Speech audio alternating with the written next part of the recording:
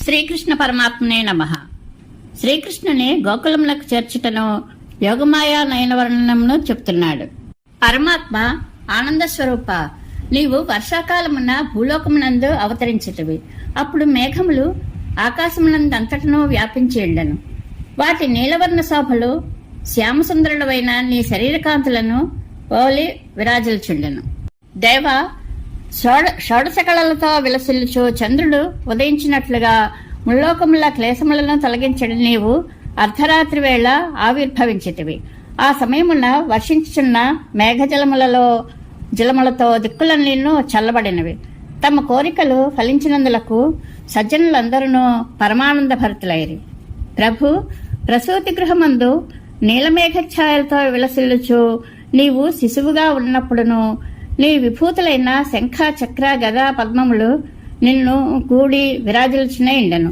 నీవే అలంకృతములైన కిరీటము, కంకణములు, భుజకీర్తులు, మణిహారములు మిలమిలలాడుచు అపూర్వ శోభను వెదజల్లుచుండెను. వాసుదేవ, లక్ష్మీదేవి నీ వక్షస్థలం నందు విలీనయ్యై సుఖముగా విరాజిల్చుండెను. నీ ప్రభావమున ఆ లక్ష్మీదేవి యొక్క దివ్య కటాక్ష వీక్షణములు మనోహరముగా ప్రసరించుచు ఆ మందిరమున చెరసాలయందు దుష్టుడైన కంసుని వలన ఏర్పడిన పీడలను, బాధలను, చీకట్లను తొలగించున్నవా అన్నట్లు ఒప్పుచుండెను. ప్రభు, నీవు ఆనంద స్వరూపుడవు. అట్టి నీ దివ్య రూపము జితేంద్రియులు, నియమనిష్టలు గలవారు అయిన మహర్షుల యొక్క మనస్సులకును అందరానిది, అగమ్యమైనది. నీ దివ్యమంగళ రూపమును చూచినంతనే వసుదేవుడు అంతులేని సంతోషముతో పొంగిపోయాను. ఆయన నేత్రముల నుండి ఆనంద బాష్పములు స్రవించెను. ఆయన దేహము పులకితమయ్యను, కంఠము గద్గదమయ్యను. అప్పుడు కృపారసమును ప్రసరింపజేయుచున్న నిన్ను ఆ వసుదేవుడు ఇట్లు స్థితింపసాగాను. ఓ పరమాత్మ, దేవదేవ, ప్రసన్నుడు కమ్ము. నీ యొక్క నేత్ర విలాసములు తాపత్రయములనే తీగలను కొడవలి వల్లే అనాయాసముగా కోయను. సర్వ నియామకుడవైన నీవు నీ దయాపరిపూర్ణమైన కటాక్షములచే నా బాధలనన్నిటినీ తొలగింపజేయము అనుచు వసుదేవుడు నిన్ను చూచిన ఆనందములో ఈ విధముగా చాలా కాలము స్థితించాను. స్వామి, నీ తల్లి అయిన దేవకీదేవి సంతోషపరవశురాలై ఆనంద బాష్పములను రాల్చుచు అనేక విధములైన స్తోత్రములచే నీ దివ్య గుణములను కీర్తించినది. అప్పుడు పరమదయామయుడవైన నీవు ఆమెకు గత 2 జన్మలను తొలుత ఆ దేవి పృష్ణిగా ఉండి పరమాత్మను కుమారునిగా పొందెను. తరువాత జన్మయందు అదితిగా ఉండి వామనుని పొందెను. జ్ఞాపకము చేసేటివి. తరువాత ఆ దేవకీదేవి కోరిన రీతిగా నీవు మానవ బాలుని రూపమును ధరించితివి. ప్రభు, నీవు ఆ సమయమున నన్ను నందగోపుని ఇంటికి తీసుకుని పోయి అతని కూతురైన యోగమాయను ఇక్కడికి తీసుకుని రాము అని వసుదేవుని ప్రేరేపించితివి. పరమయోగుల సహితము నిన్ను తమ హృదయములందే ధ్యానం చేయించు నిలుపుకొందరు. కానీ 2 పద్మముల మధ్య ఉన్న కలహంస శిశువు వలె సుందరమైన నిన్ను వసుదేవుడు తన 2 చేతులతో నిలుపుకొనెను. ఆ సమయమున నందగోపాలని ఇంట జన్మించిన యోగమాయ నీ ప్రేరణ వలన గోకులమందున్న జనులందరూ గాఢ నిద్రలో ఉండినట్లు చేసెను. ఇంకను విచిత్రమైన విషయమేమనగా మథురానగరమందు గట్టిగా మూయబడిన కారాగార ద్వారములు కూడా తమంతట తామే తెరుచుకొనెను. స్వామి, వసుదేవుడు నిన్ను తీసుకొని గోకులములకు పోచున్నప్పుడు ఆదిశేషుడు తన 1000 పడగలచే వర్షధారలను నీపై పడకుండా చేసెను.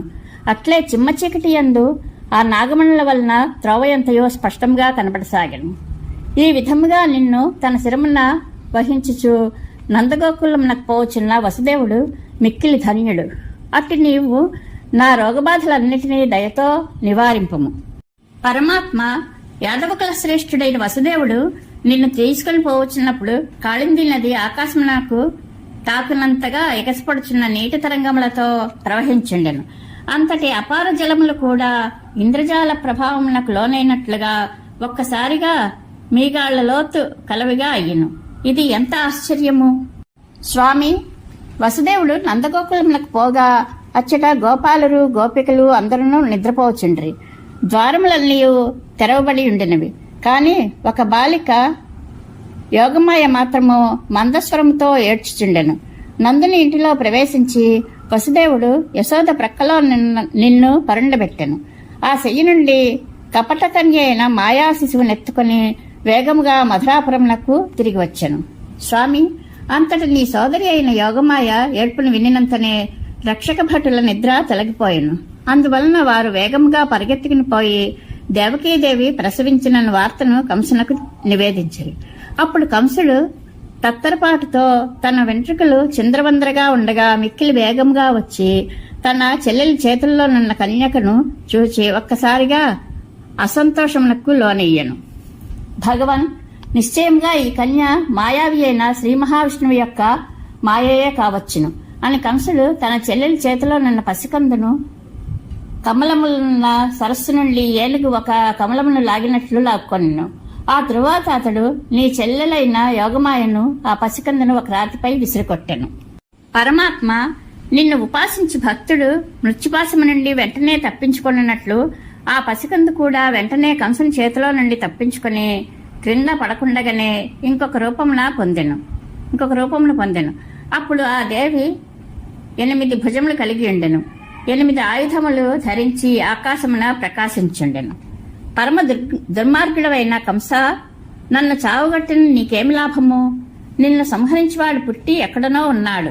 అందువలన నీ భవిష్యత్తును ఆలోచించుకొనుము అని నీ చెల్లెలు కంసుల్ని హెచ్చరించి అంతర్ధానమాయను. దేవతలు నృతించుచుండగానే ఆ దేవి భూమండలమున అనేక దివ్యక్షేత్రములలో వెలసినది.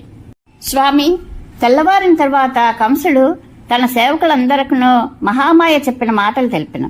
అంతటా గర్వోన్మత్తులైన ప్రలంబుడు, బకుడు, పూతన మొదలగు రాక్షసులందరూ నిన్ను చంపవలనని తలచి చంటి పిల్లలను చంపుచు లోకమంతయు తిరిగిసాగరి.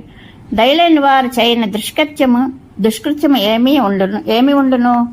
ముకుంద, నందగోపుని ఇంట అతని ఇల్లాలైన యశోదాదేవి ప్రక్కలో నీవు కాళ్ళ నట్టినిట్టు కదుల్చుచూ ఏడ్చుంటివి. అప్పుడు స్త్రీలు లేచి యశోదను మగపిల్లవాడు పుట్టినని ప్రకటించిరి. అంతటా గోకులమంతయు సంతోషంతో పొంగిపోయినది. అప్పుడు వారు పొందిన ఆనందమును ఎంతని వివరింపగలను? స్వామి, అప్పుడు యశోదాదేవి నల్ల కలువుల మొగ్గల వల్లే మనోహరముగా నున్న నిన్ను నీ రూపమును అతి సమీపము నుండి సంతోషముతో చూచినది. అంతటా నీ సౌందర్యామృతమును ఆమె తన కన్నులన్నిడి దోసిళ్లతో జుర్రుకొనినది. వెంటనే తన శిశువునకు పరమానందముతో స్తన్యమునిచ్చినది. అప్పుడు ఆమె ఆ అందమైన చిన్నారి దేహమును పుణకసాగిన. నిజంగా ఆ యశోదామాత భాగ్యమే భాగ్యము. అంతటి అదృష్టము ఎవరికి అబ్బును? ముల్లోకములకు శుభములను ప్రసాదించి పరమాత్మ ఆ సమయంలో పరమానంద భరితుడైనట్టి నందగోపుడు బ్రాహ్మణోత్తములకు ఎన్నో దానధర్మములను చేశాను.